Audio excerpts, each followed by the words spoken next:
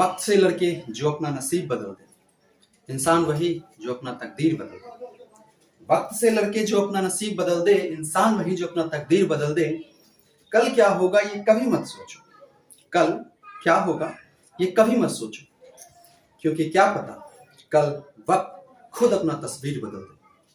जय हिंद दोस्तों, मैं राहुल आपका फिर से वेलकम करता हूं आपके अपने यूट्यूब चैनल अपना एजुकेशन क्लास। दोस्तों, कल हमने आपसे एक क्वेश्चन पूछा था कि बाबा साहब भीमराव अम्बेडकर दूसरी बार चुनाव कहां से लड़े थे संविधान सभा के लिए। तो उसका आंसर है कि वो पूना से लड़े थे। और वो जो है एम आर जयकर जो कि उस समय पूना के जो पूना से संविधान सभा के लिए चुने गए थे, वो एम आर जयकर ने क्या किया, कांग्रेस कमेटी ने उन्हें कहा कि आप रिजाइन कर दीजिए। तो एम आर जयकर ने रिजाइन कर दिया और उसकी जगह पे बाबा साहब भीमराव अम्बेडकर चुनाव लड़े थे। ये तो हो गई कल के क्वेश्चन का आंसर। हमारा आज का क्वेश्चन है, जो जुगनू में जो चमक होती है वो किस कारण से होती है। आप लोग तो इसका जवाब दीजिए, इसका आंसर आपको फिर से लास्ट में मिल जाएगा। और वैसे ये क्वेश्चन जो है, ये टॉपिक हमने पिछली क्लास में कवर कर रखा है, तो आप लोग उसे जरूर देखें। और इसी आप आगे की ओर चलते हैं, हम लोग अपना आज का टॉपिक स्टार्ट करते हैं। और आज का जो हमारा टॉपिक है वो है सेल ऑर्गेनेल्स यानी कोशिकांग। तो आज हम लोग जो है कोशिकांग के बारे में स्टडी करेंगे कि बहुत सारे कोशिकांग होते हैं, उसके बारे में लोग देखेंगे और काफी डेप्थ में देखेंगे। जो एग्जाम के पॉइंट ऑफ व्यू से इंपॉर्टेंट है, उस व्यू से हम लोग आज देखते हैं। तो चलिए स्टार्ट करते हैं आज का क्लास। सबसे पहले हम लोग देखते हैं कोशिकीय संरचना, कि कोशिका का संरचना कैसा होता है। वैसे हम लोग पहले भी देख चुके हैं और आज थोड़ा डेप्थ में देखेंगे, आज अच्छे से देखेंगे, बेहतर तरीके से देखेंगे। चलिए स्टार्ट करते हैं। मान लीजिए ये एक कोशिका है, सपोज ये एक कोशिका है। अब क्या होता है, इसके तीन पार्ट। पहला पार्ट कोशिका झिल्ली, सेल मेम्ब्रेन। तो जो पहला पार्ट ये होता है इसे कहते हैं कोशिका झिल्ली, सेल मेम्ब्रेन। ठीक। दूसरा होता है कोशिका द्रव्य, यानी इसके भीतर जो ये द्रव्य भरा हुआ है इसे कहते हैं कोशिका द्रव्य। ये हो गया कोशिका द्रव्य,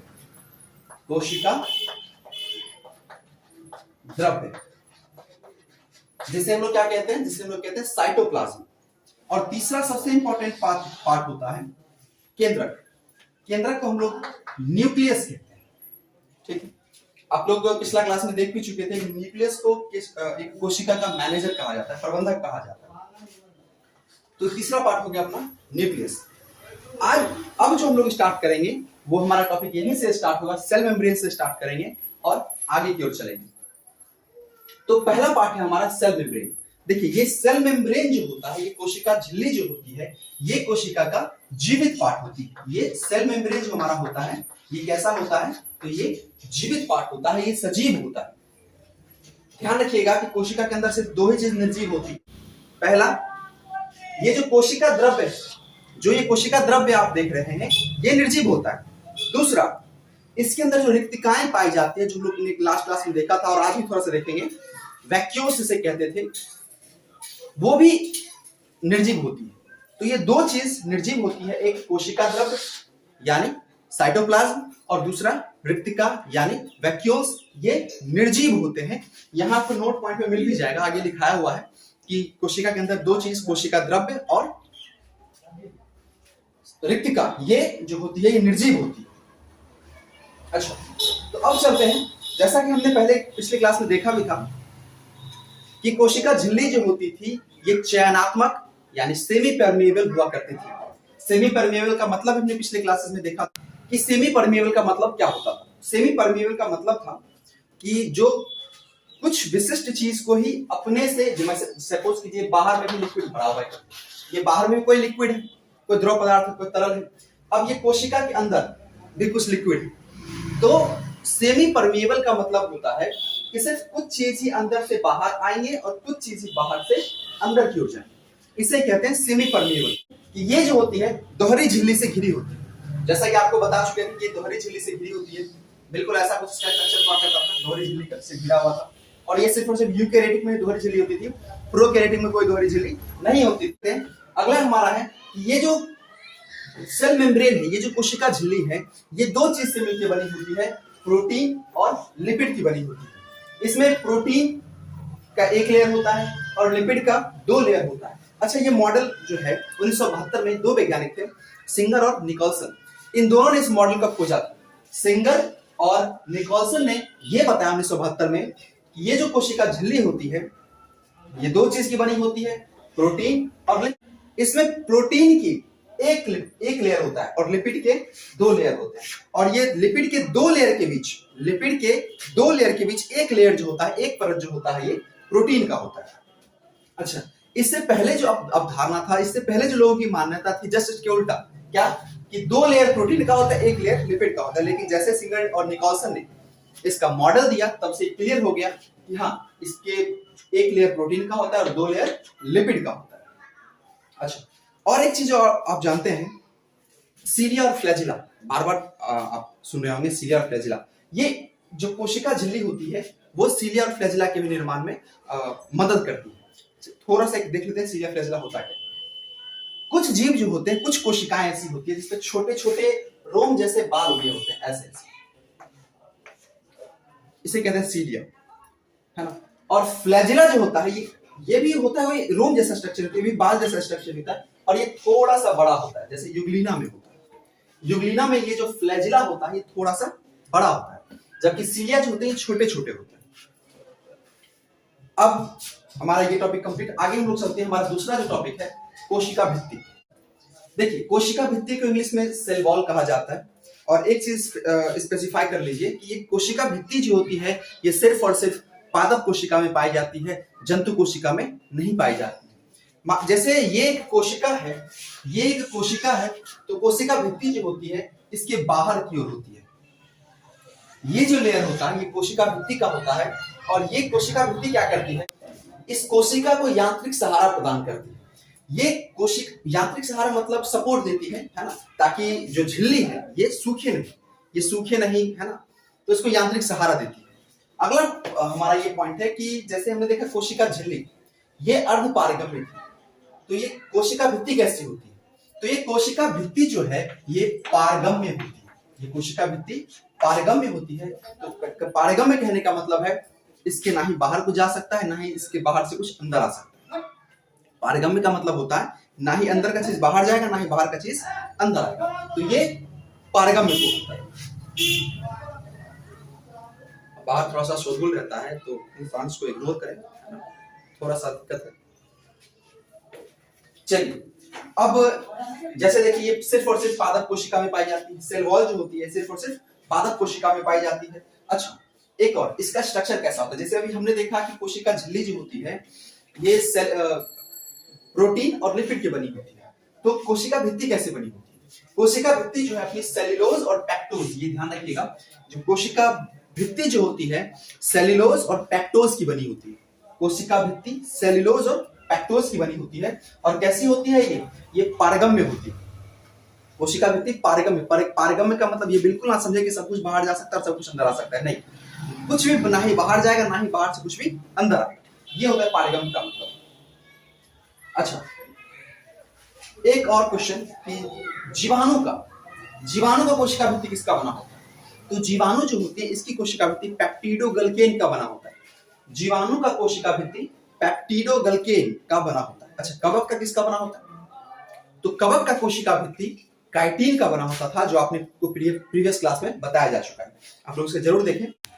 तो हमारा थर्ड टॉपिक है आज का, गॉल्जी उपकरण, जिसे इंग्लिश में गॉल्जी बॉडी कहते हैं। सबसे पहले इसकी जो खोज किए थे उनका नाम था कैमिलो गॉल्जी। गॉल्जी बॉडी का खोज जो किए थे, गॉल्जी उपकरण का खोज किए थे कैमिलो गॉल्जी, और उन्हीं के सम्मान में इसका नाम रख दिया गया गॉल्जी उपकरण। ये जो है एक 17वां अंग है। ये 17वां अंग क्या होता है, चलिए समझते हैं। देखिए कोशिका में क्या होता है, कोशिका के अंदर बहुत सारे उपापचय क्रिया चलते रहते हैं। इसी उपापचय के दौरान क्या होता है, कुछ अलग अलग चीजें बनती रहती हैं। तो ये गॉल्जी उपकरण क्या करता है, इस अलग अलग चीजों का पैकेट बना देता है, अलग अलग चीज क्या करता है, सेपरेट कर देता है और उसका पैकेटिंग कर देता है, उसका पैकेट बना देता है।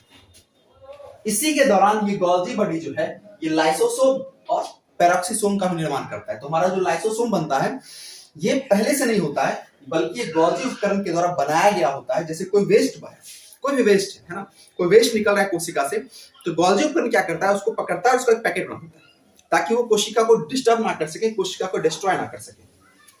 तो उसी में कौन कौन बनते हैं, लाइसोसोम और पेरोक्सिसोम। तो आगे का टॉपिक हमारा लाइसोसोम। लाइसोसोम जो होता है इसकी खोज हेनरी डी ड्यूवे ने किया था और इसे आत्महत्या की थैली यानी सुसाइडल बैग कहा जाता है। क्यों कहा जाता है सुसाइडल बैग, क्योंकि इसके अंदर ऐसे ऐसे एंजाइम्स होते हैं जो अम्लीय माध्यम में खास करके ज्यादा सक्रिय हो जाते हैं और जैसे ही कोई डिस्टर्बेंस पता चलता है ये अपने आप को एक्सप्लोड कर देते हैं। अपना क्या होता है, ये अपना जो लेयर होता है, जो झिल्ली से घिरे होते हैं, उस झिल्ली को फाड़ देते हैं, है ना। इनका झिल्ली फट जाता है और ये पूरी की पूरी कोशिका को डिस्ट्रॉय कर देते हैं। जिस कोशिका के अंदर ये पाए जाते हैं, सपोज कीजिए ये कोशिका, इसके अंदर लाइसोसोम्स है। जैसे ही कोई एक्स्ट्रा कुछ बाहर से आया या अम्लीय माध्यम ज्यादा हुआ तो ये कोशिका क्या करते हैं, इसका झिल्ली अपने आप फट जाती है और इसके अंदर जो एंजाइम्स होते हैं वो बाहर निकलते हैं और पूरी की पूरी कोशिका को ही खत्म कर देते हैं। वैसे लाइसोसोम का काम बहुत अच्छा होता है। लाइसोसोम क्या करता है, जैसे मान लीजिए बाहर से कोई जीवाणु विषाणु है ना कोई आया, उसको ये खा जाता है। और ये क्या करता है, जैसे मान लीजिए यही कोशिका है, कोशिका के अंदर कोई अंग डैमेज हो गया, कोई उसका कोई ऑर्गन डैमेज हो गया, तो ये लाइसोसोम उसको भी खा जाता है और कोशिका को साफ सुथरा रखने में सहायता करता है।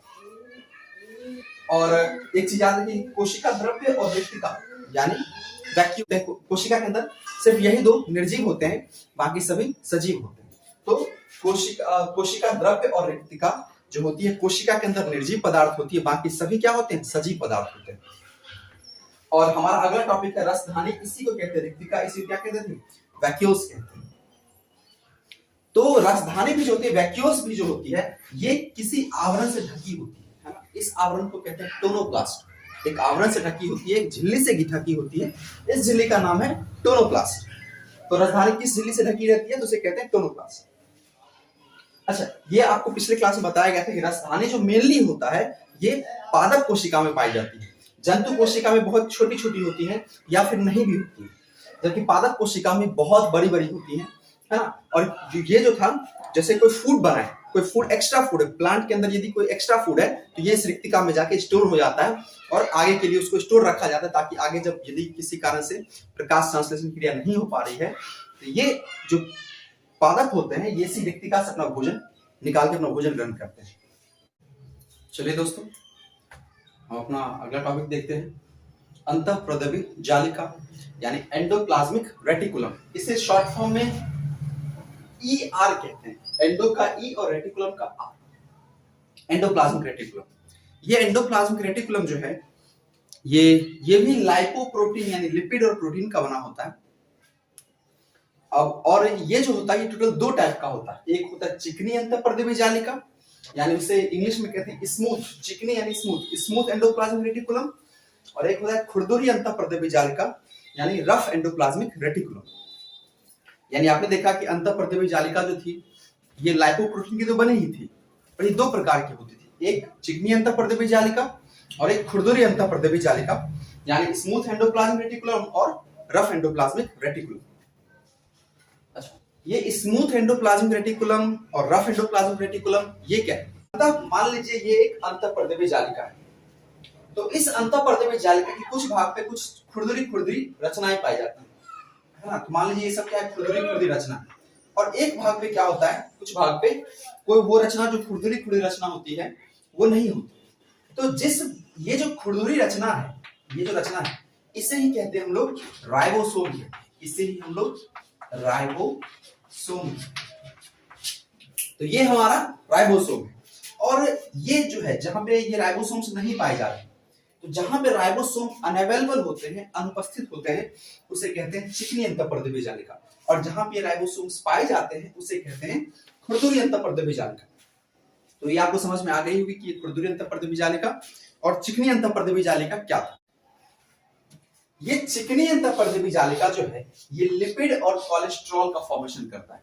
ये चिकनी अंतःपर्दिवी जो जालिका होती है ये लिपिड को बनाती है और कोलेस्ट्रॉल का भी ये निर्माण करती है। और ये जो खुरदुरी अंतःपर्दिवी जालिका है जो राइबोसोम के कारण ऐसा होता है, ये प्रोटीन का संश्लेषण करता है।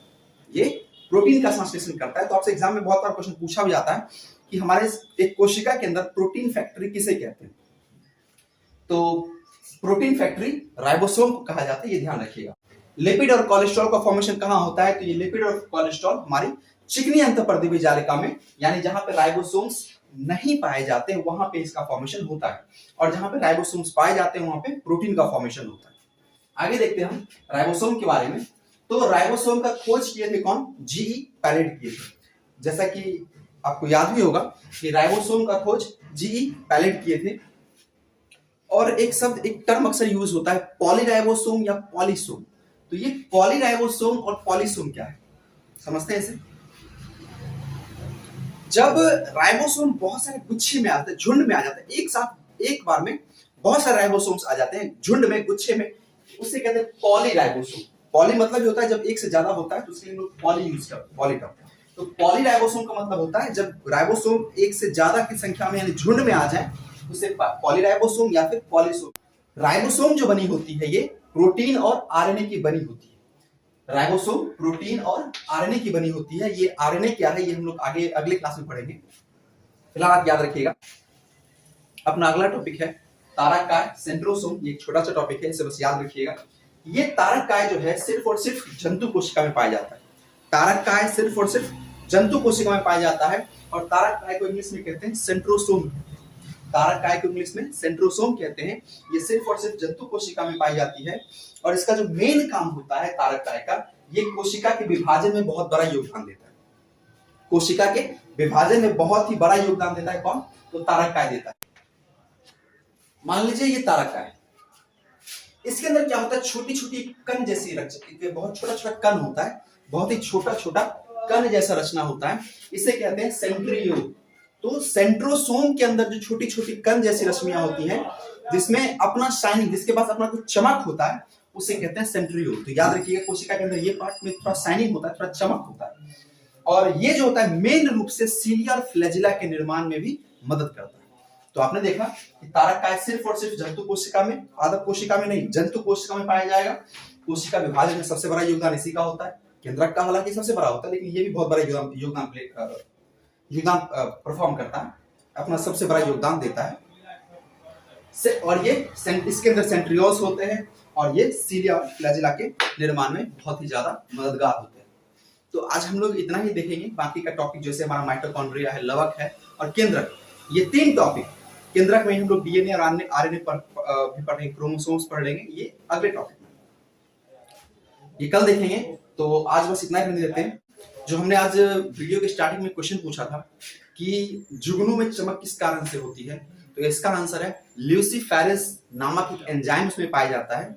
जुगनू में ल्यूसीफेरेज नामक एक एंजाइम पाया जाता है, जिसके कारण उसमें चमक होती है। तो ये तो हमारा आज का क्वेश्चन था। अब आज आपसे एक लास्ट में एक और क्वेश्चन पूछते हैं, जिसका जवाब आपको कल वीडियो में मिल जाएगा। तो क्वेश्चन इस प्रकार से कि बाबर जो थे, ये आप जानते होंगे कि ये मुगल वंश के संस्थापक थे।